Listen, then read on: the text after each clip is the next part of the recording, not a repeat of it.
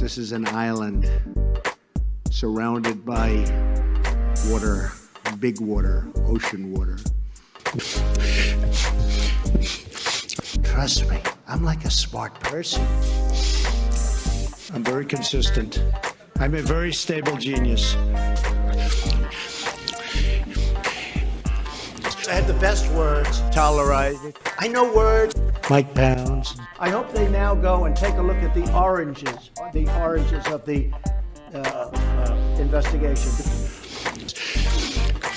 But there's no better word than stupid. Anonymous, really anonymous. I'm very highly educated. One of the wettest we've ever seen from the standpoint of water. I had the best words. God bless the United States. Now witness the firepower of this fully armed and operational battle station. We have to keep our country gay. Truth essential.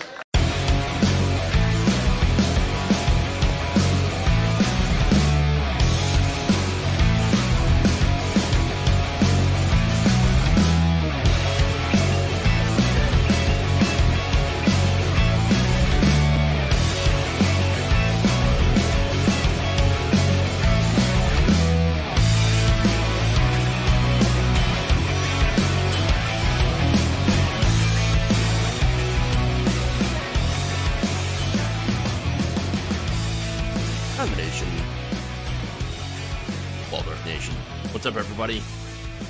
It's Friday. Welcome to the show. We made it through another week, everybody. I just want you to take a second here to congratulate yourself for making it through this week, because, well, just like the week before, full of nothing but disastrous news. So, it's important to just take some time to celebrate yourself. Give yourself a pat on the back. A little positive affirmation. You made it. It's Friday. It means we got a weekend coming up. That said,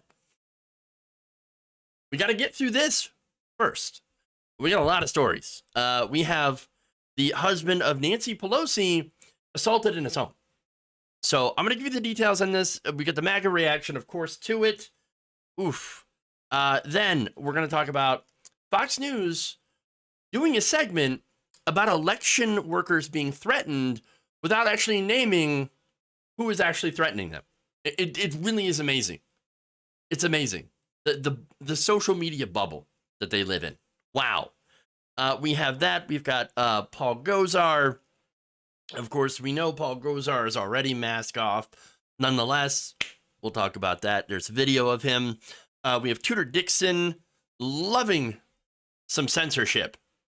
So there were some previous comments that she made about a book on divorce and how she would like to ban it for people who do not have divorced parents. It's very, very strange stuff. So Yeah. And then, of course, the Twitter takeover. Elon Musk. Some interesting things happened since Musk took over Twitter. I'm going to show you examples. Should be a lot of fun. All right. With that said, if you haven't already, please like and share the stream. Very important that you do so. Of course, it always helps us out when you do that stuff, when you like, when you share, when you do super chats, when you send stars.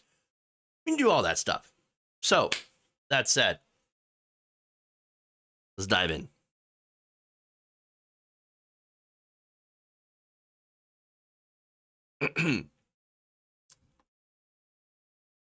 On Friday, spokesperson for House Speaker Nancy Pelosi confirmed that her husband, Paul Pelosi, was violently assaulted in their home during a break-in. So this is happening in San Francisco. So now police haven't disclosed a motivation behind the break-in, but we do have some information showing that it very much could be politically motivated. After all, apparently, this is according to sources there that are familiar with this investigation. The assailant was looking for Nancy. Now, that said, Mr. Pelosi is expected to make a full recovery. As soon as the news came out, and this is what's interesting, right-wing trolls on Twitter basically creamed themselves over this. Oh, yes, look at this. Paul Pelosi, victim of Democrat crime wave. So, note that a lot of these responses are, see, Nancy Pelosi, soft on crime, and she's the victim of a crime. Take that. Another person says, this is all on social media, by the way. Paul Pelosi was violently assaulted in his San Francisco home by an intruder this morning. Hey, Nancy, now do you think there's a crime problem? Assailant arrested, motive unknown. Want to bet he's a repeat offender out on bail? The Leo Terrell says, attention, Paul Pelosi and Nancy Pelosi. Crime does not discriminate. So it's apparently a right-wing podcaster. Another person on social media said, it's hard to feel sorry for Paul Pelosi and Speaker Pelosi when they've championed the movement for lawlessness for so long. Now, look, I point this out because it really is amazing how thick that right-wing bubble is. In fact, I'm going to show you a video here. This is Fox News. When the news had come out, before we had any details, immediately jumping into this. It's pretty high living, as you know, and they also have a home up in Napa Valley. This did not happen in Napa. It happened in San Francisco, according to the reporting. But you think about right now about crime and how we've been talking about this for the last 2 years, depending on how the circumstances of the story work out here. Crime hits everybody. Point being, this can happen anywhere. Crime is random, and that's why it's such a significant part of this election story here. It's an election story? Aren't these the same people that are like, oh, don't politicize these tragedies? Now you're making an election story about crime. About crime. So let me give you some facts about what's going on here. Crime is actually decreasing in San Francisco. In fact, most categories of crime were down from pre-pandemic levels. Now, this was even before, that trend was continuing, even though, or I should say, even before the recall of an anti-incarceration prosecutor that happened in California. And another fact, Democrats love police. Look, I'm going to be honest, right? I'm a progressive, and establishment Democrats, especially the politicians, lick the boots of police just as much as Republicans claim to do so. Let me give you some facts on that.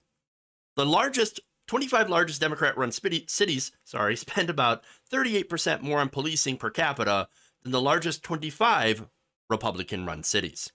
Of the 25 largest cities in the country, 20 saw increases in their police budgets from fiscal year 2019 to fiscal year 2022. 21 of these cities are run by Democrats. Oh, weird. Lawless Democrats funding police. Weird. Democrat-run cities also have more police per capita than Republican-run cities. The 25 largest Democrat-run cities employ 75% more police officers per capita than the largest 25 Republican-run cities. Weird.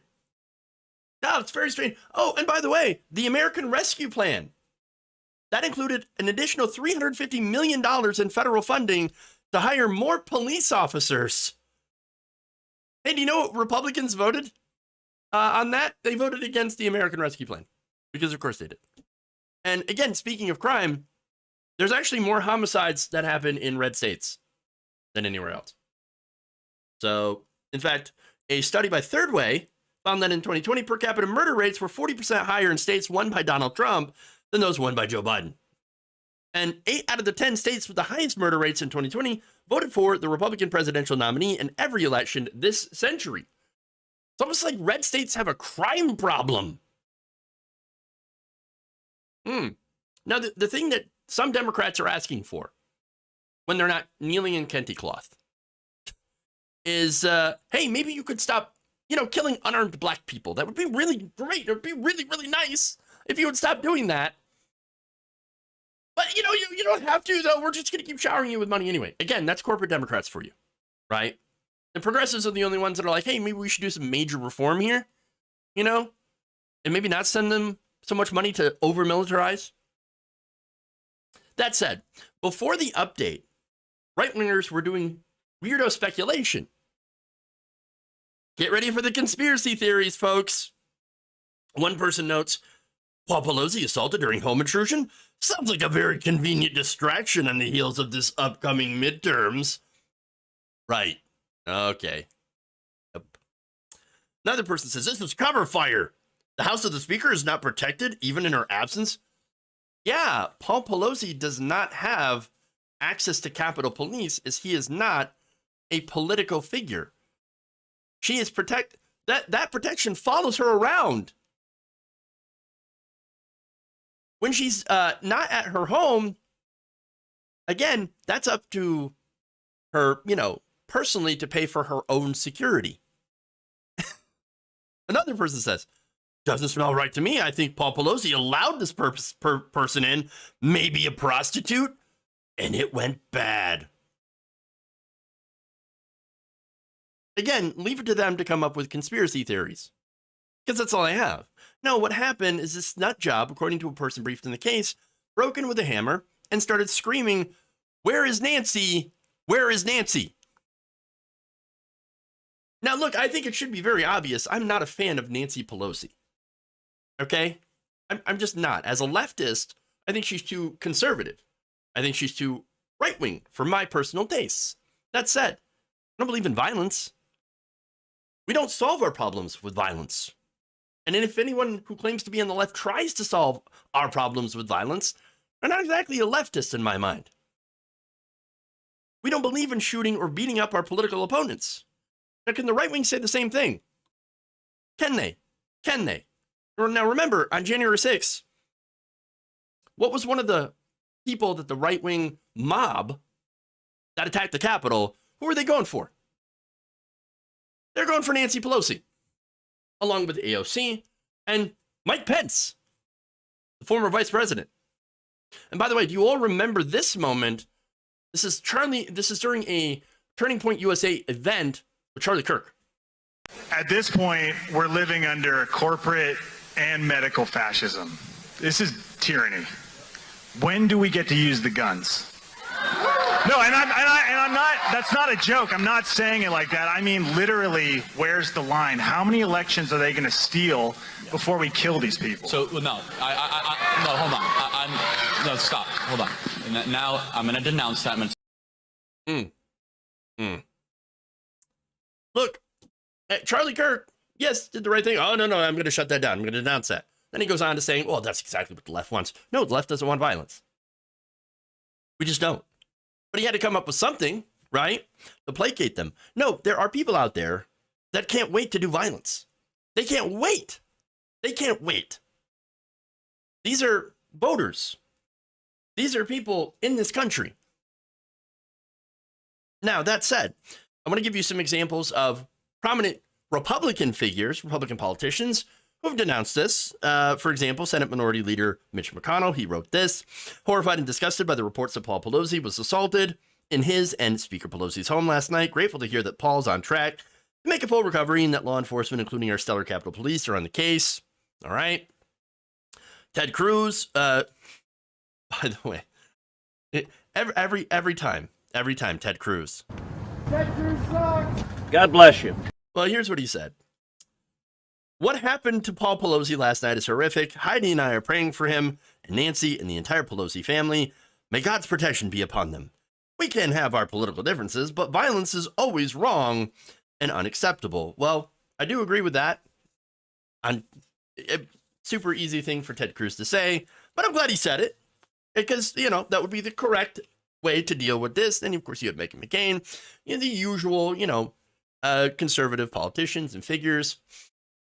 Although I do want to go back to when Kevin McCarthy had said, and this video that had come out, that had resurfaced earlier today, where Kevin McCarthy saying, well, I can't wait to take the speaker's gavel from Nancy Pelosi, and it'll take a lot for me to not hit her with it. So, hey, Kevin McCarthy, you going to come out and say that this is a terrible thing that happened? I would hope so. Another person, Justin Amash, said prayers for Paul Pelosi, Speaker Pelosi, and their family. Whatever our political differences, grievances, a violent assault like this is never justifiable. It's reprehensible, and I condemn it. So, look, these are, again, Republican political figures and some pundits. Ben Shapiro also weighed in and saying that this is horrible and this person should go to jail for a long time. Okay, all that's well and good. But you might want to, I don't know, start to get through to your fans a little bit. Because they seem to be getting a different message. A message where violence is okay.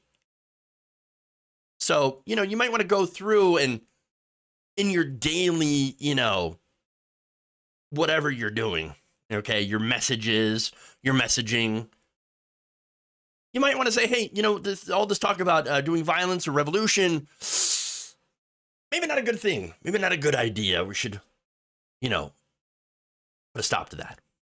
Avoid it. For our country's sake. Just saying. Okay. All right. Let's go to more violence-related stuff.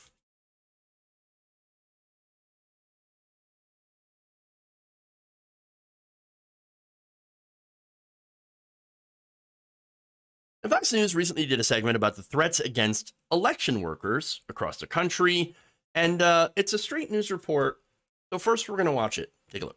Election officials are now facing more death threats as we get closer to the midterm elections. Senior correspondent Eric Shawn is on that for us. So, Eric, security is also ramping up then. It really is, and it has to be, Sandra, because there's active shooter training now for poll workers, bulletproof glass for offices. The democratic process of voting in our country, they say, is really under siege. Election officials reporting across the country that there has been an increase in violent threats against them. In Mesa, Arizona, police were called when voters saw so-called voter integrity activists in masks and touting guns monitoring the voting at a drop box. Authorities have launched voter intimidation investigations in that state. Election officials largely blame the threats on the spread of false election claims and lies about voting. The FBI now warning Pennsylvania election officials about the threats. Well, in an ongoing case right now, an Iowa man is charged with making threats. He allegedly left a voicemail that said in part this, quote, "When we come to lynch your stupid lying commie expletive, you piece of expletive, you're going to die. We're going to hang you. We're going to hang you." Gee, I wonder what side is sending that kind of message. But we don't know who's doing it. But we don't know. Now, look, again, that report was factual. Yes, these things happen. And generally, okay, it's a pretty good straight news report. But what they say, I don't have an issue with anything they've said. I have an issue with what they've left out. The fact is that, this is a result of mainly former President Donald Trump's lies about the election, but as well as everyone who has repeated that lie. They said that it's the result of false election claims and lies about voting. Now, that's true, but who's making these claims? What are the claims? That's important context. You might want to, add that in if you're going to do a factual straight news report. But no, they didn't mention who or what. And I think that's really interesting. They didn't talk about Mike Pillow. They didn't talk about Dinesh D'Souza and his 2,000 flushes. You know, they didn't talk about how it is conservatives mainly that are spreading insane conspiracy theories that like your Nest thermostat is rigging your voting machines. So, you know, they avoided talking about all of that stuff and refused to identify who is making those claims. And the reason is, I believe they did it on purpose. And I'm going to show you why I believe that. Because look, earlier that day, Eric Shawn, who was the man who delivered that report, went on Harris Faulkner's show. And here's what she had to say after it. You know, Eric, I do think it's important for people to know that we don't know that much about these people making these threats and that we shouldn't assume anything at all. Arizona's a toss-up state. We'll cover it as it happens. But I know people will jump to a conclusion, well, is it one side or the other? This is about violence. It's not about politics. We just don't know that much about these people. You know, we don't know anything really about what side they're on. You know, they had guns and they called poll workers communists and threatened and filmed people using ballot drop boxes. We just can't figure out who these people are. I just don't know.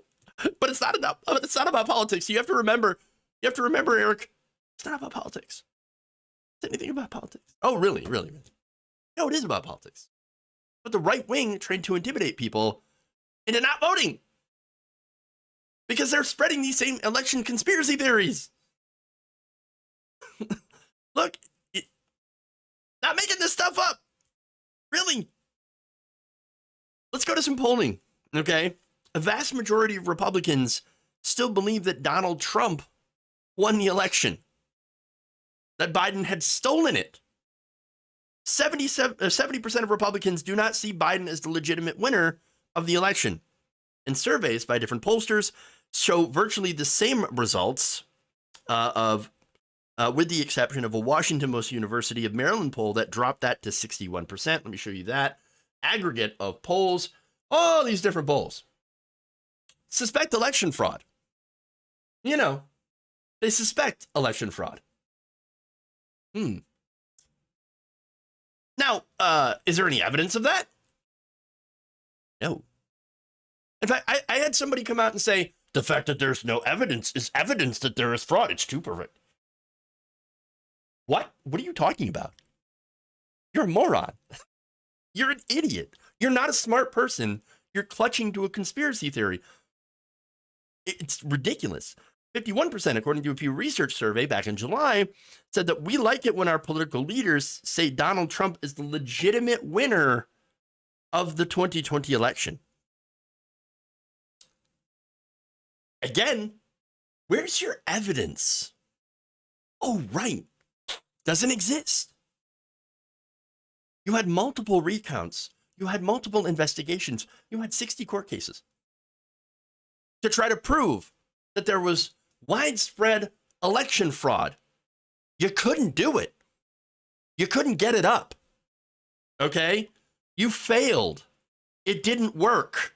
Tallywhacker. You couldn't deliver. And yet you still believe it and you cry about it. And Donald Trump cries the most out of every single person. I've never seen more of a sad, pathetic man than that guy. All the power in the world. And he cried constantly. Pathetic, sad baby. And yet, Fox News, they just can't seem to figure out who's to blame for all those death threats against election workers. Can't figure out, must be a big mystery. You know what? Later on, they're going to say, Antifa. It's Antifa. Of course, we knew it all along.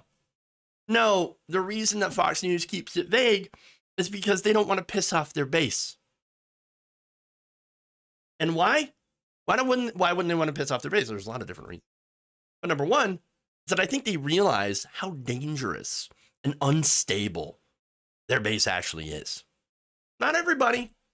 There's a significant portion of Republicans, about a third, that say it's time for violence. it's time for political violence. They're scared of those people. It's almost like that whole thing about leopards eating their face. Fox News is like, well, got a bunch of leopards. We really don't want them eating our face. No thanks.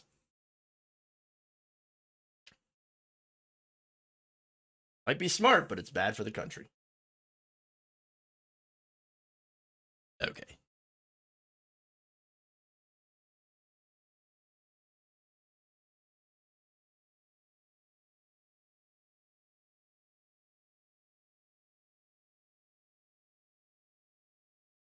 You're not going to be surprised to find out that Representative Paul Gosar is insane.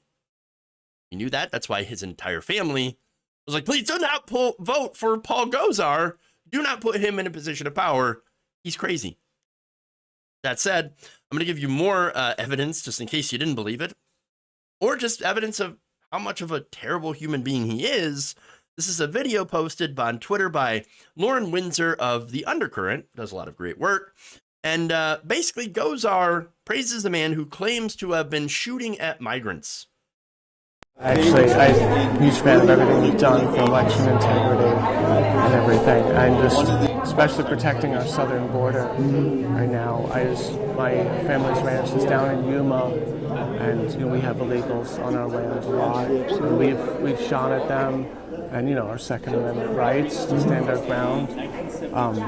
I'm worried that the Democrats are going to send me to jail, if I hit one of them, right? They have more rights than we do. Yeah, it's like I can't shoot at them when, as they cross the border and stuff. I mean, I think I might have hit someone. And I was distressed about it for a week. Yeah. And so I just thank you for everything you're doing. You're so involved there and everything. And for election integrity. Say a prayer, because this country needs it. But there's a bunch of people that are ready to go into action.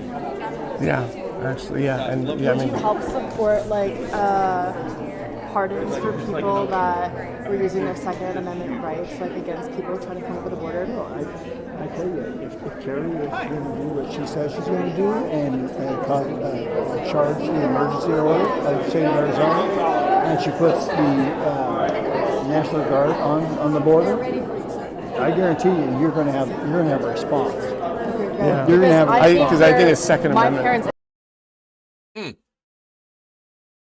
So, say a prayer. This country needs you. This country needs you. Man with murder fetish that says he enjoys shooting at immigrants. I know it's somebody who's undercover. The fact that Paul Gosar couldn't tell and was like, oh, yeah, no, totally. Yeah, shooting at migrants. Yes. Great. It's so easy to trick right-wingers into going mask off. You know why? Because they can't wait. They can't wait to be like, oh, I love it. You're shooting at migrants? Yes, we need more people like you. Yes, more people to shoot at, innocent people who have nothing. Again, you can say the most outrageous things in private to them.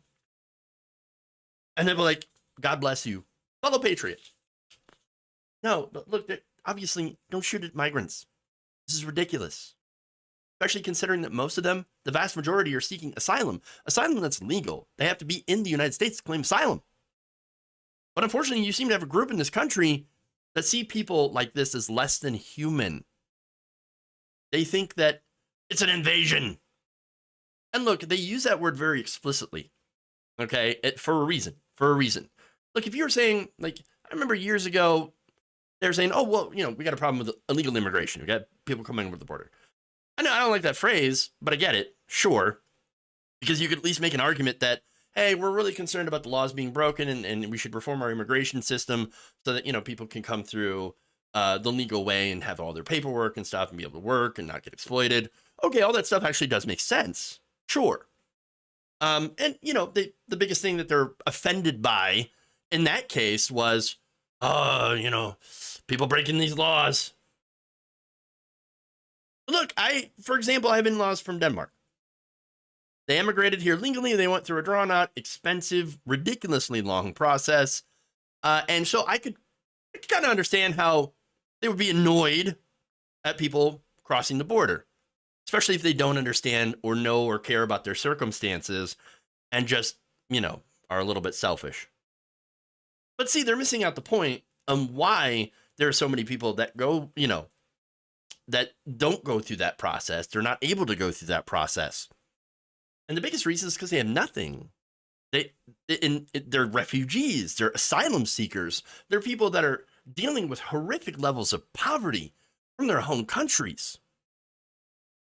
And look, it used to be where you could reason with some of these people and be like, look, this is a reason to come over. And really, this is why we need to redouble our efforts in streamlining the immigration system, sending more immigration judges over to vet people to see if, whether or not they have their claims of asylum, that should be approved or not.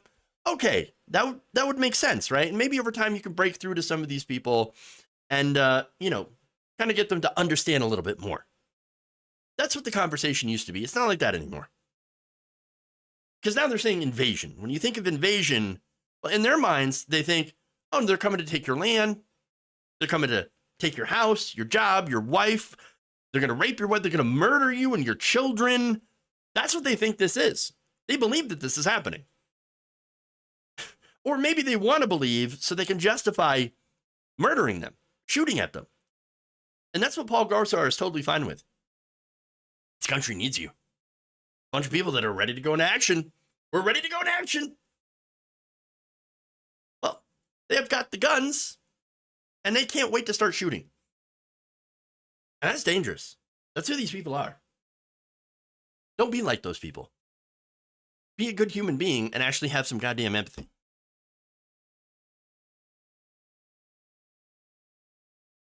I mean, wouldn't it be nice if we all had some empathy here?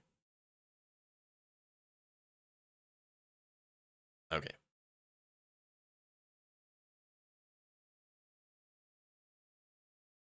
Moving on. Speaking of empathy.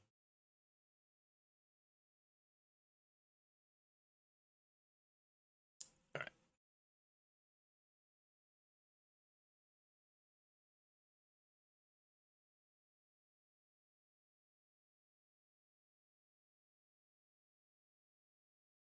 Michigan gubernatorial candidate Tudor Dixon, he likes censorship, at least when it comes to books about divorce.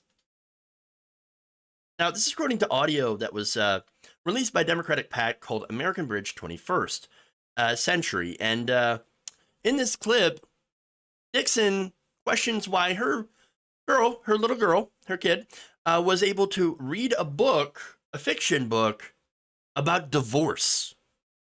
When my daughter was in first grade, she got a book out of the school library, and it was a book on divorce.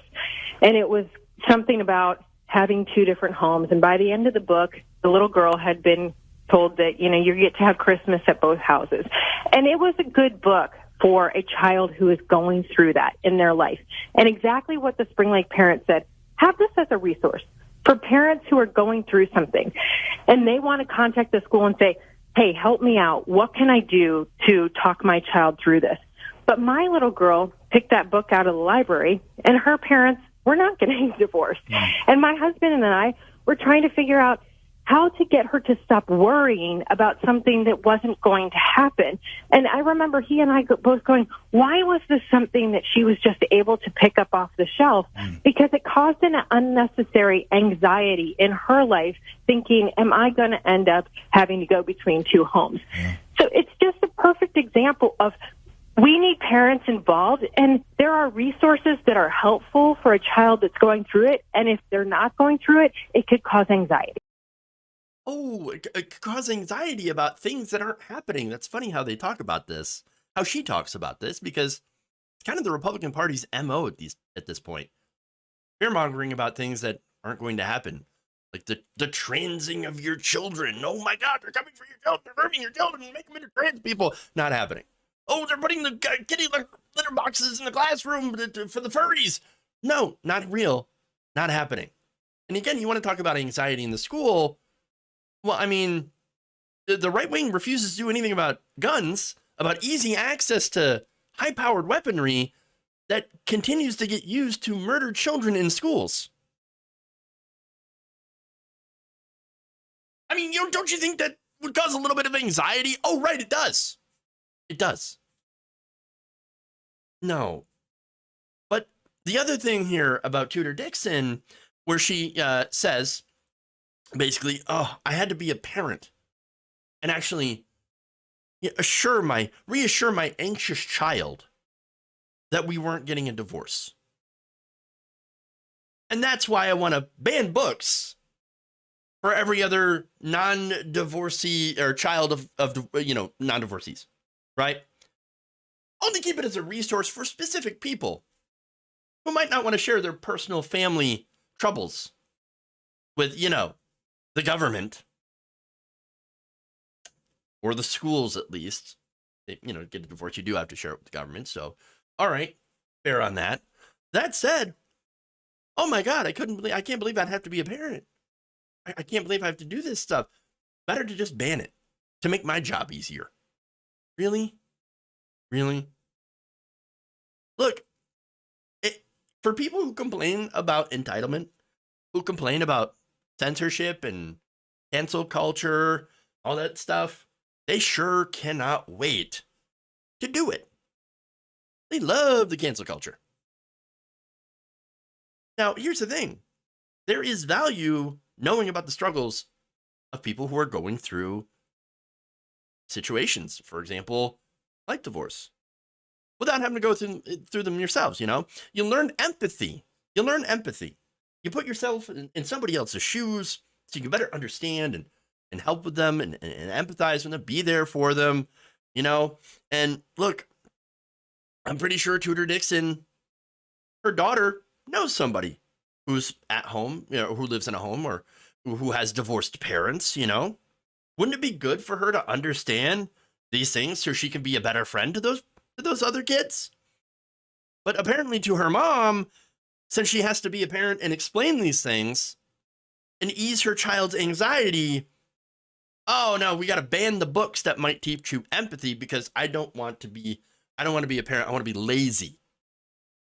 Oh, right. So no empathy. Now, unfortunately, you see this in a lot of right-wing book banners. I'm not saying everybody in the right wing wants to ban books. There is an outrage, an outcry, where a lot of Republicans do want to ban books. They want to remove books about racism. They want to remove books that mention LGBTQIA plus people. Now, why would you want to do that? So you don't know about them, and you don't know about their troubles, so you don't learn empathy. And that's it. Again, psychological research has shown time and time again that reading, especially reading fiction, can increase empathy and make people more considered thinkers. And that's what they don't want. They don't want that. I read a lot as a child, but, I also, watched a lot of sci-fi, right? I think one of the big things that helped me develop, that sense of empathy is watching weird science fiction. No, I'm not kidding. I'm not kidding. I watched Star Trek: The Next Generation when I was really, really young. And look, that's a good example. You had a burly alien. You had a blind man, a blind black man, a robot, all British sounding French man. They're all working together on this ship as a cohesive unit against adversity. And by the way, they're also doing diplomacy. That's important.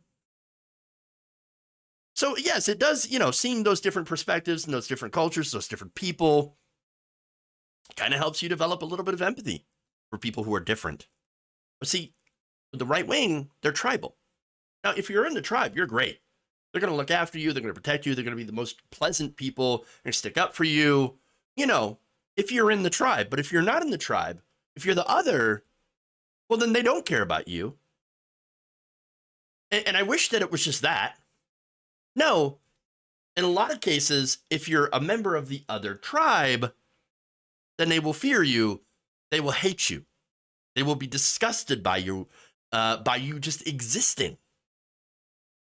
In that situation, there is no place for empathy when it comes to those others. That said, I'm not saying that they're incapable of sympathy. Sympathy is something different. It's saying, I feel sorry for you, flawed as you are. Oh, I feel such sympathy for you. Maybe if you had just worked harder, if you had not been gay, not made that choice, not made the choice to be trans. I feel sympathy for you, but that's your fault. Being able to feel sorry that you're not in that person's shoes.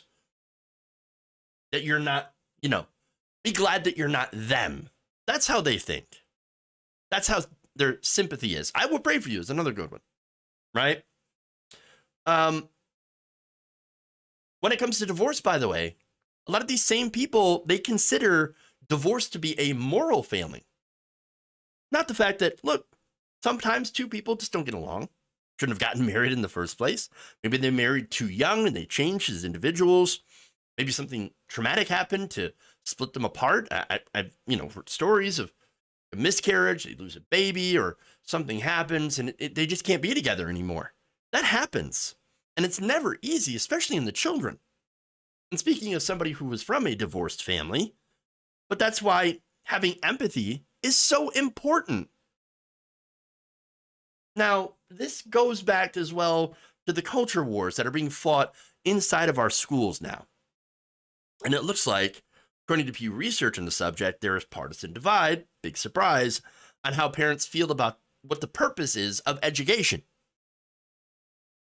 Now, there are two questions that Pew used to research this measure, and they were about gender identity and the long-term impacts of slavery on American society. Okay? So, strong majorities of Republicans, you're not going to be surprised here, insisted that schools not teach about the existence of trans people. Strong majorities. Only about 9% of Republican parents agreed that students should be allowed to learn about gender identity. So, I guess, like I said, the majority here, trans people don't exist.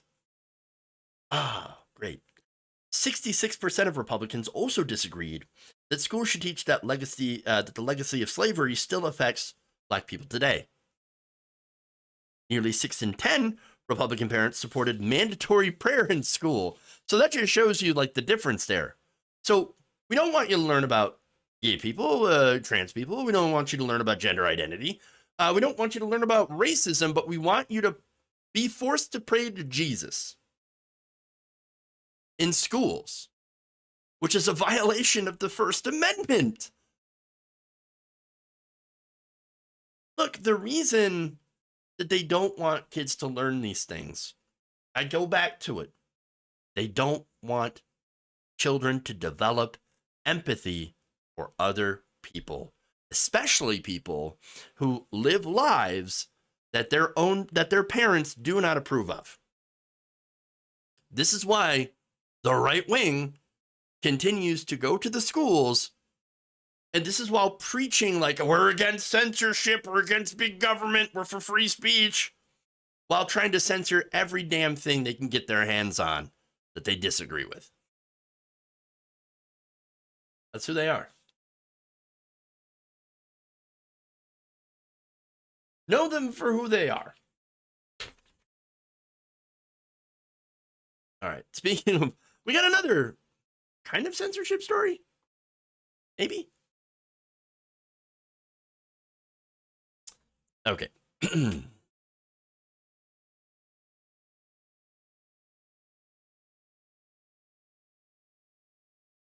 racists cheered following the takeover of Twitter by tech weirdo Elon Musk.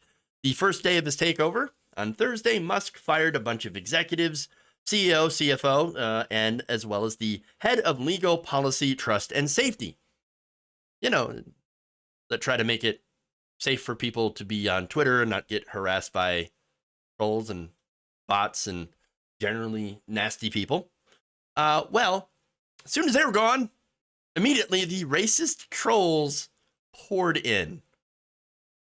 In fact, there was quite a few accounts that were tweeting things like, one said, Elon now controls Twitter, unleash the racial slurs, and then goes on to make the slur of Jewish people and Black people. Another one says, I can freely express how much I hate the N-word now. Thank you, Elon. Great. That's what they're doing.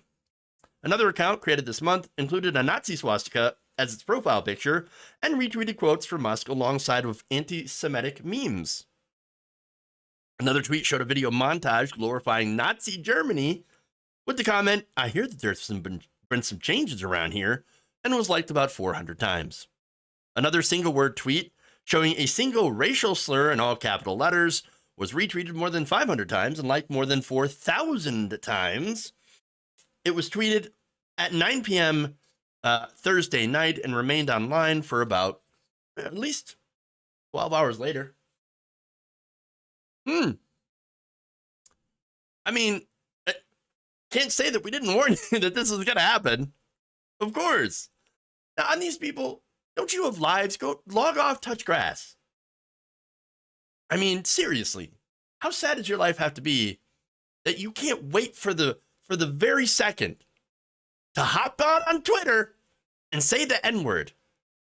And again, it proves us right every time, because look, we say for these, right-wingers, the ones that cry about censorship, free speech, free speech, free speech.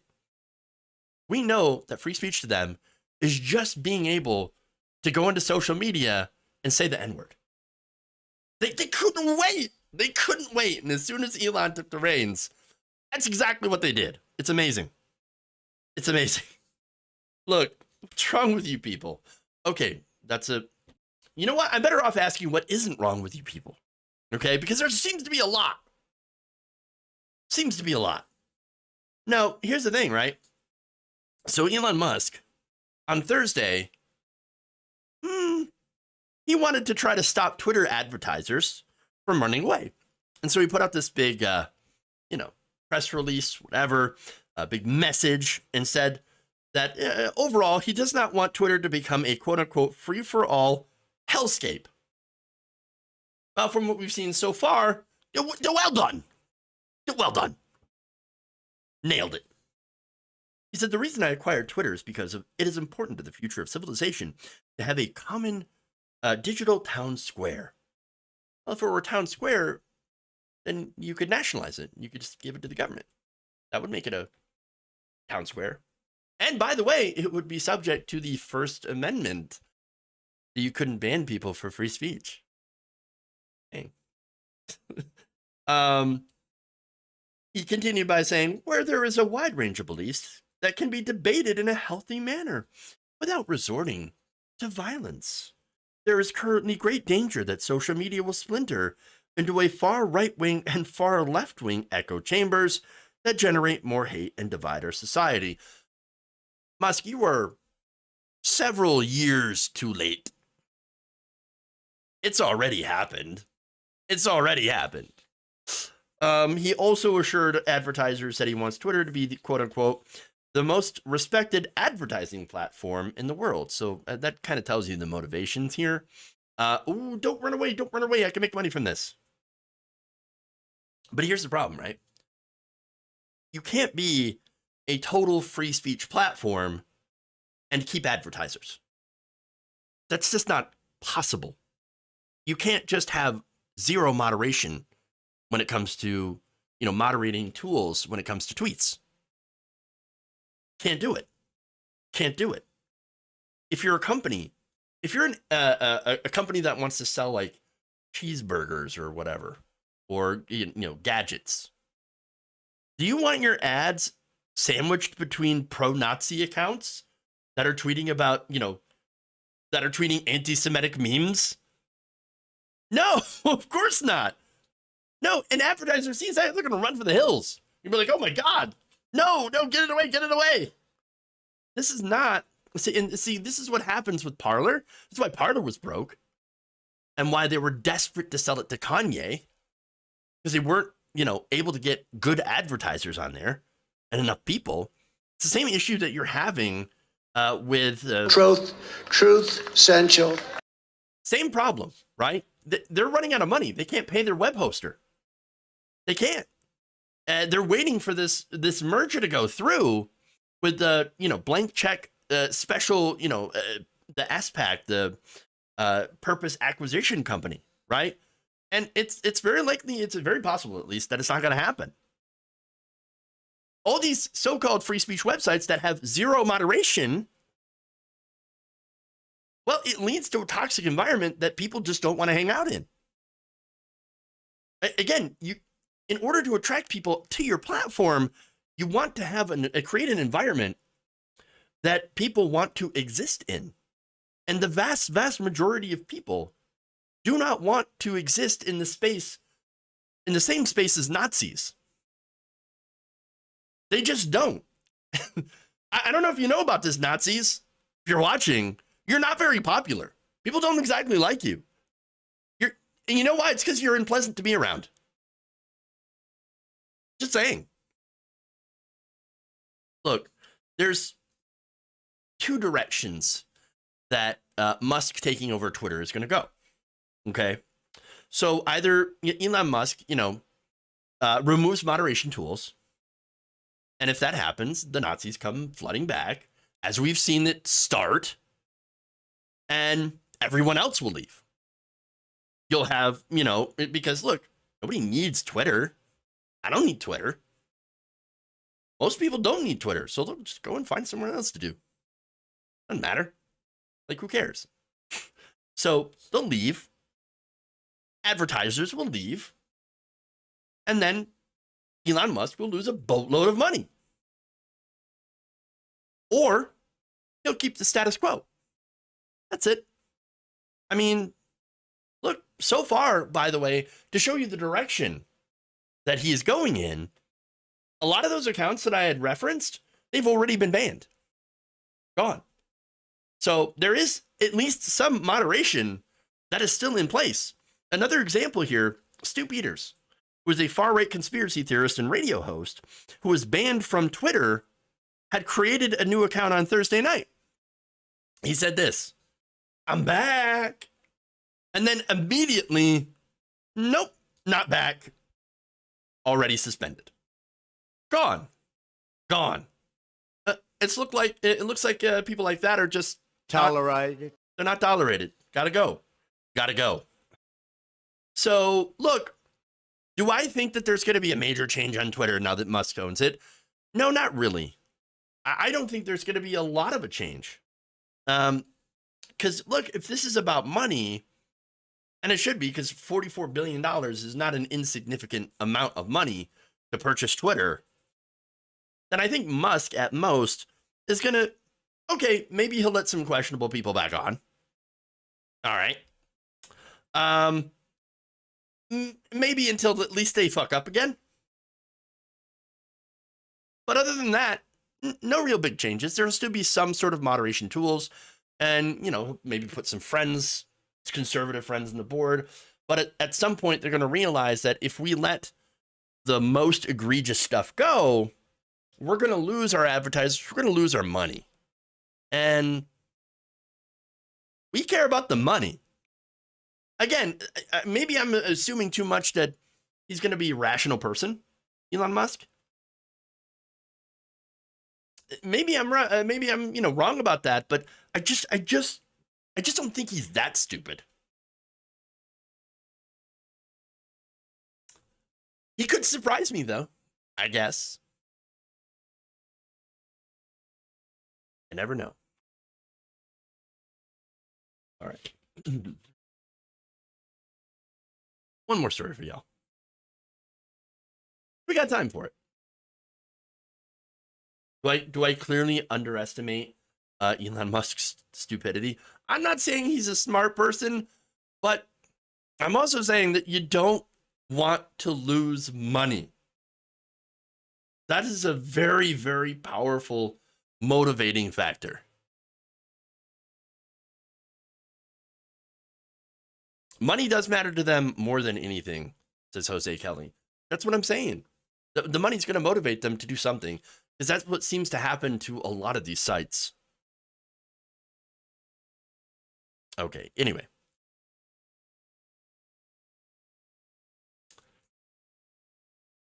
An Arizona woman who was arrested for helping unhoused people in her city is now filing a lawsuit against that city. So, look, earlier this year, Bullhead City Police had arrested 78-year-old Norma Thornton for daring to share food with homeless people in the park. So now she had been serving these people at a park since 2018, according to the lawsuit. However, in 2021, the city decided to pass an ordinance against doing that for charitable purposes at said public park. So now the charge, which is a misdemeanor that carried a fine of $750 and 4 months imprisonment. She was originally charged with that. And then after the original outrage, they dropped those charges against her.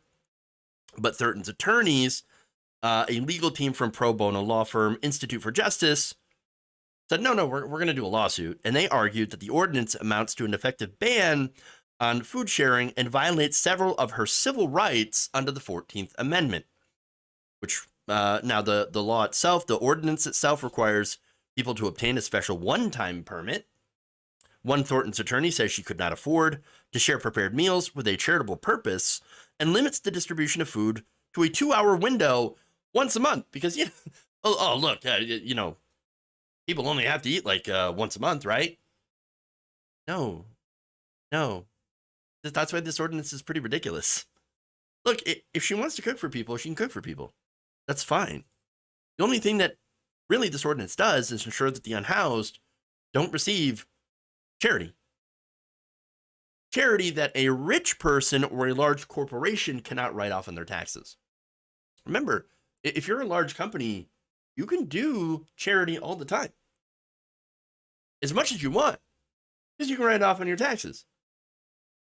But if you're a normal person, if you're a 78-year-old grandma, well, not now you can't.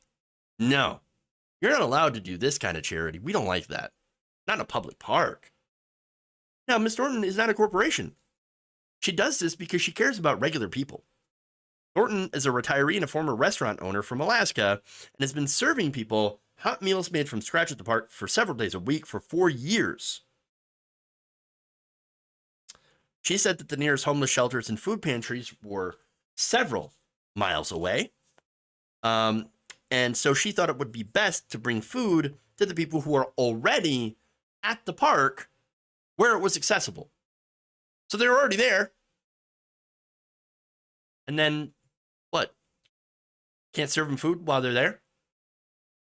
Can't look out for the local, unhoused population? Can't do that? Nope, apparently not. Look, they don't want the homeless people in the park. This just goes in a pattern of we're not going to deal with the problem. We're not going to deal with the problem of homeless people. We're not going to help them get into homes. We're not going to help them, get addiction services, right? If they happen to have that issue. We're not going to make sure that wages are high enough and that housing is affordable and accessible for people. No, we're just going to kick them out. We're just going to keep kicking them out, moving them from place to place to place and place to place until they're out of sight. Sweep them under the rug. We're just going to get rid of them. That's what they want. Bullhead City Manager Toby Cotter, though, said in an April City Council meeting during the discussion on homelessness, quote, "It doesn't mean we're without compassion for people who need food. Feed people in your church parking lot or your private residence or wherever you deem it most appropriate. But to litter and congregate in the park is against city law." Now, Thornton has done this. She's actually transitioned to distributing food in a private alley, as well as coordinating occasional food deliveries. But she claims that the alley lacks accommodations and convenience of the public park, where there is shade to guard against the Arizona sun and a place for people to sit and eat. Because, how dare they be comfortable when they eat? Do you notice a pattern? Again, this is happening city after city after city all across the United States. They want homeless people to be as uncomfortable as possible doing anything. That's why they have these spikes on benches. Anti-homeless spikes. Again, instead of actually solving the issue of homelessness, they try to find a way to just get them anywhere else. Somewhere else, anywhere else. I don't want to see them. I don't want to know they exist.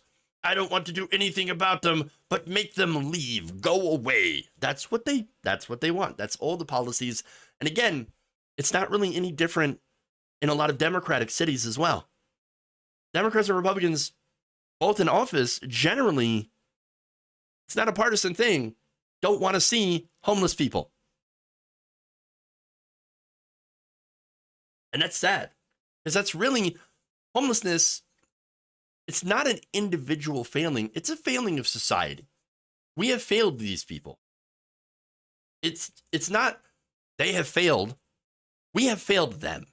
Homelessness is a policy choice.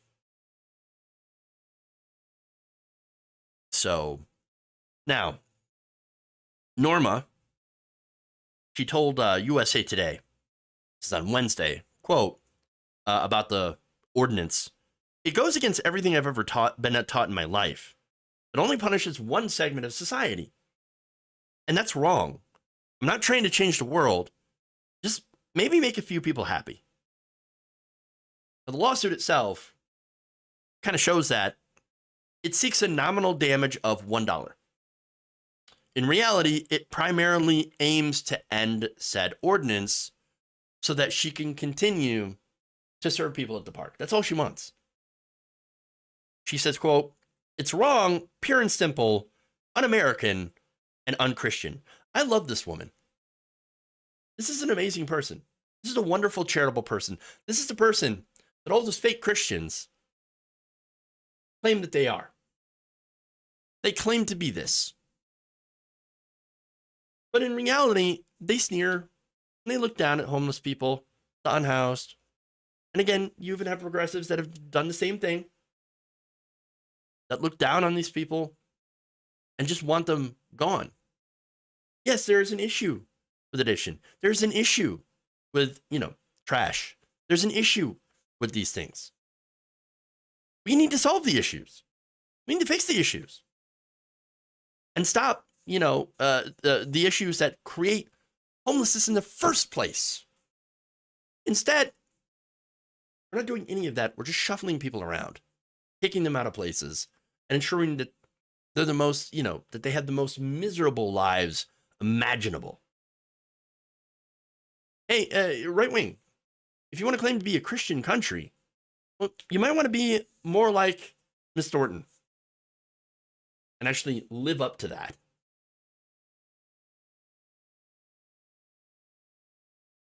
Right. Okay. That's all I got. Let's go to some super chat. Yusuf Ganas says, "Jeff, you rock, dude. Keep on keeping on." Thank you. Thank you. Very kind of you to say and appreciate your super chat.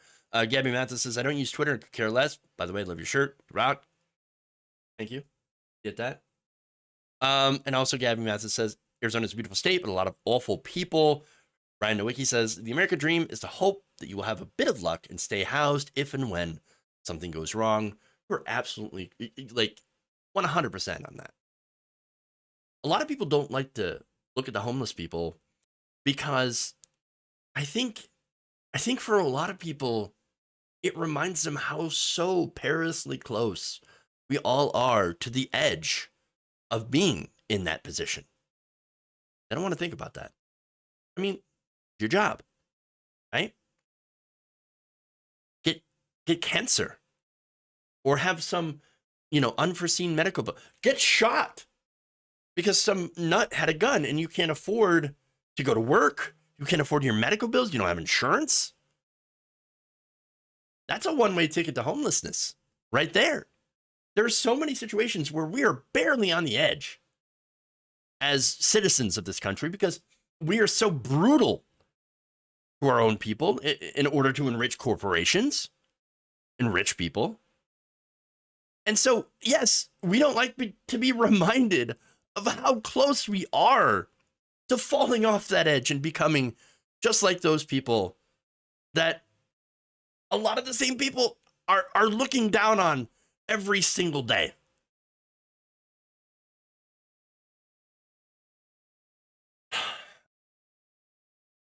I don't really know what else to say to add to that. But it is just a completely effed up situation. I hope Miss Thornton wins.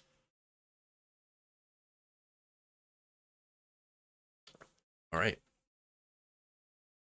Ryan, again, thank you for the very, very kind super chat and the great comment. Oh, hey, Adrian Vixen. Had to come back and say thank you for your support the other day on Twitter. It means a lot. You're welcome. And again, I hope things go well for you. You know, look, I don't know if I've talked about it on the stream before, but I do understand how difficult it is for people to go and be able to get, you know, disability. It's not like when the right wing says, oh, you know, all you have to do is be like, oh, my back hurts, and then suddenly you're getting free money from the government. No, it is a years-long process of appeal after appeal after appeal, rejection after rejection after rejection. Constant medical, you know, evaluations, mental evaluations. I know this not because of my personal experience, but people I know, people I'm very, very close to have went through this process. And I have a family member who works for Social Security, works for the SSA, and knows the entire process and how difficult it is for people to go through that process. Years and years of trying to prove that, yes, you do have a disability that makes it difficult for you to work. Not impossible, because there are still people who are able to work on disability, just not the, you know, 70-hour, 60-hour grind that everyone else is expected to do. So, yeah, it's, again, I wish you a lot of luck, and just keep trying. You know, just keep doing what you have to do, and I'm sure things will work out for you. And I'm rooting for you. All right. So, and you get your yourself the best advocate that you can find. Yeah. All right.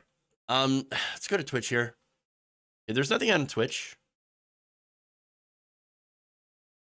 Let's see. Oh, that's SSDI. Try SSI. Oh yeah, that's even worse. Even worse. Okay.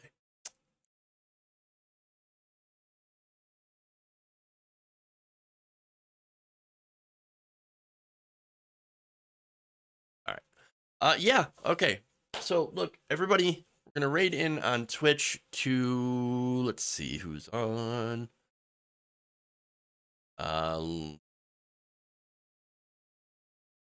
We'll just raid into TYT, see what's going on there. For everybody else in different platforms, please like and share the stream if you haven't already. Check out our videos. If you've missed any part of the show, we're going to have those videos up on YouTube and Facebook.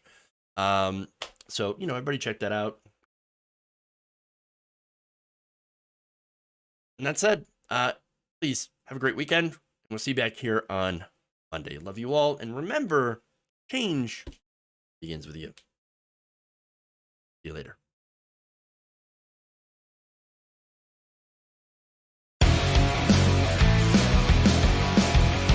Oh no!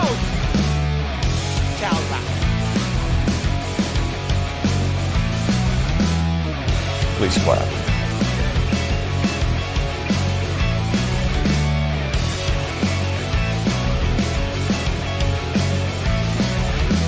It's the devil, okay? It is an alien force out of this world. It's not human intelligence! I want to go to space. Internet.